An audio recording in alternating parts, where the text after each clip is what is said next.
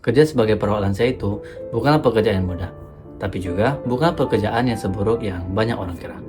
Hai teman-teman, nama aku Doni, dan di video kali ini aku ingin menjawab salah satu pertanyaan dari subscriber aku yang bertanya, gimana sih suka dan dukanya kerja sebagai perawat lansia di Jepang? Karena jujur, semua pekerjaan itu ada enaknya dan juga tidak enaknya. Dan di video kali ini, aku ingin berbagi pengalaman pribadiku mengenai enak dan tidak enaknya bekerja sebagai perawat lansia di Jepang. Buat kalian yang ingin pergi untuk bekerja ke Jepang dan masih bingung mau pilih job apa, aku harap video ini bisa jadi bahan pertimbangan sebelum kalian memutuskan. Baiklah, aku akan mulai dengan sukanya dulu. Hal pertama yang aku sukai dari pekerjaan Kaigo ini adalah lowongan pekerjaan yang sangat banyak jika dibandingkan dengan job lainnya. Salah satu alasan aku memilih Kaigo juga karena ini. Sekarang di Jepang jumlah orang tuanya lebih banyak jika dibandingkan dengan anak mudanya. Jadi secara otomatis pekerjaan perawat lansia juga meningkat setiap tahunnya. Selain itu juga anak-anak muda di Jepang tidak terlalu tertarik dengan bidang pekerjaan ini. Selama aku jadi Kaigo, aku belum pernah ketemu sekalipun orang yang sesuai denganku. Rata-rata dari mereka sudah berumur. Jadi dari segi peluang, pekerjaan Kaigo ini masih sangat banyak dibutuhkan. Dan hal kedua yang paling aku rasakan selama aku bekerja sebagai Kaigo adalah bahasa Jepangku yang berkembang dengan pesat. Sebagai Kaigo, kita dituntut untuk terus berkomunikasi setiap hari, baik dengan pasien maupun dengan sesama rekan kerja. Mau tidak mau, kita harus terbiasa ngomong setiap hari. Padahal jujur sebelum berangkat ke Jepang, ini adalah salah satu ketakutan yang aku takutkan sebelum berangkat ke Jepang. Tapi setelah benar-benar bekerja di sini, semua ketakutan yang aku takutkan dulu ternyata tidak semenakutkan itu. Walaupun di awal bahasaku sangat berantakan, tapi pasien dan rekan kerja memahami situasiku, dan mereka bahkan membantuku ketika aku membuat kesalahan dalam berbicara. Pelan-pelan aku mulai terbiasa, dan bahkan sekarang aku bisa berkomunikasi dengan baik, ngobrol santai, bercanda, bahkan ketawa bareng dengan pasien dan rekan kerja. Jadi bagi kalian yang masih khawatir dengan bahasa Jepang, yang penting sekarang adalah kalian tetap belajar dan mencoba untuk berani ngomong. Dan sisanya, biarkan waktu yang membiasakan kita.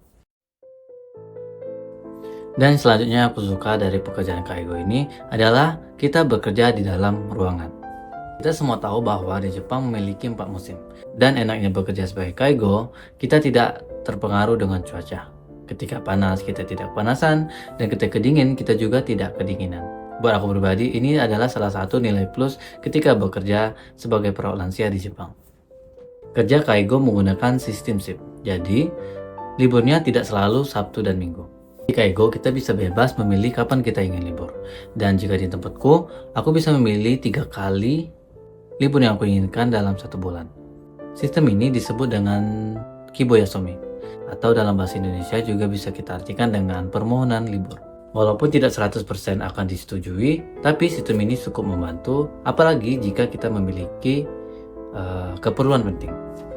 Kalau yang tadi adalah enak-enaknya bekerja sebagai Kaigo di Jepang, kali ini aku ingin berbagi tidak enaknya bekerja sebagai Kaigo di Jepang. Selain fisik, yang tidak kalah berat dari pekerjaan ini adalah tekanan mental dan emosi. Kita bekerja dengan lansia yang memiliki kondisi fisik dan mental yang berbeda-beda. Ada yang pelupa, ada emosi yang tidak stabil, dan ada juga yang marah tanpa ada alasan yang jelas. Terkadang kita sudah berusaha ramah, senyum, dan melakukan pelayanan terbaik, tapi tetap aja dimarahin. Dan pada saat itulah kita harus belajar caranya menahan emosi diri sendiri. Karena sebagai perawat, kita dituntut untuk bekerja secara profesional. Ada hari-hari di mana secara mental kita benar-benar tertekan, tapi kita harus tetap senyum dan melanjutkan pekerjaan kita. Dan hal lain yang jarang dibicarakan adalah bekerja sebagai Kaigo memiliki tanggung jawab yang sangat besar. Kesalahan kecil saja bisa sangat berdampak dengan kondisi pasien. Salah komunikasi, salah prosedur, atau bahkan tidak fokus saja bisa berakibat fatal. Oleh karena itu, setiap tindakan harus dilakukan dengan sangat hati-hati. Tekanan ini kadang membuat kita sangat merasa tegang, terutama di awal-awal pekerjaan. Walaupun bekerja sebagai Kaigo, bahasa kita akan berkembang secara pesat, tapi di awal pekerjaan ini akan menjadi beban. Ada rasa takut salah ngomong, takut tidak mengerti instruksi, dan juga takut merepotkan apabila kita selalu tidak mengerti apa yang mereka bicarakan. Apalagi bila rekan kerja bicaranya cepat dan menggunakan bahasa-bahasa medis. Itu tambah membuat kita pusing. Di awal, aku sering merasa minder dan ragu kepada diri sendiri. Tapi seiring berjalannya waktu, rasa-rasa itu sedikit demi sedikit berkurang. Dan duka selanjutnya bekerja sebagai kaigo itu adalah kerja kaigo itu menggunakan sistem shift, termasuk shift malam.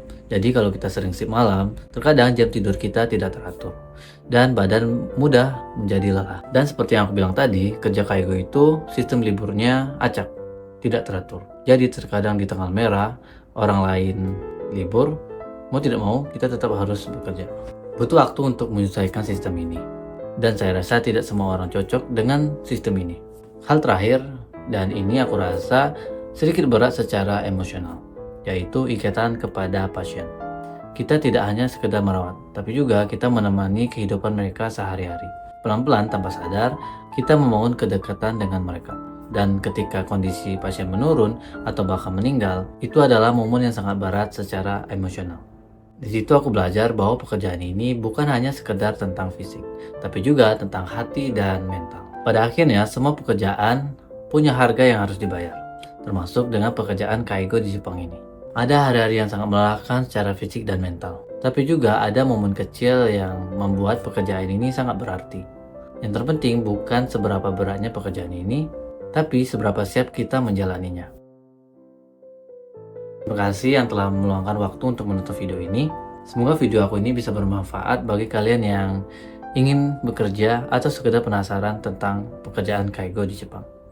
Jika kalian ada requestan video, kritik atau saran, boleh berikan komentar kalian di channel YouTube ini. Terima kasih yang sudah menonton dan sampai jumpa di video selanjutnya.